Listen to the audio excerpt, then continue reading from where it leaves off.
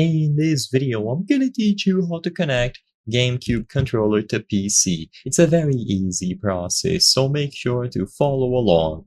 If you would like to use your GameCube controller on a PC, as you might already be aware, you are going to need an adapter because the original connector type is not compatible with modern computers. You are obviously going to need a USB adapter. So in this video, I'm gonna recommend what I believe is the most popular and reliable one. This one is made by Mayflash, and you can find it on various different online retailers, including Amazon. So all that you have to do is look for the Mayflash GC controller adapter.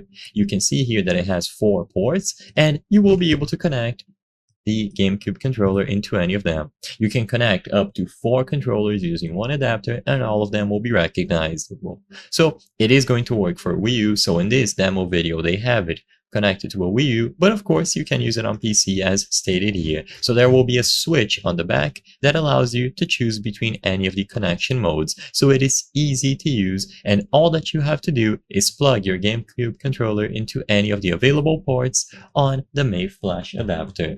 There are other adapters that you can find online, however, Mayflash seems to be the most reliable one, so it's the option that I chose to recommend in this video. There is also an official one made by Nintendo, but that one seems to be limited to only being compatible with Nintendo consoles and not PC.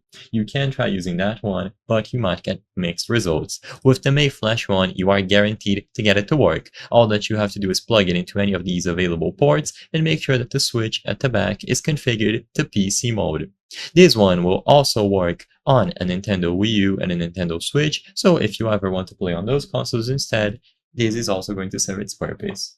I hope I was able to help you on how to connect GameCube controller to PC. If this video helped you, please be sure to leave a like and subscribe for more very easy tips. Thank you for watching.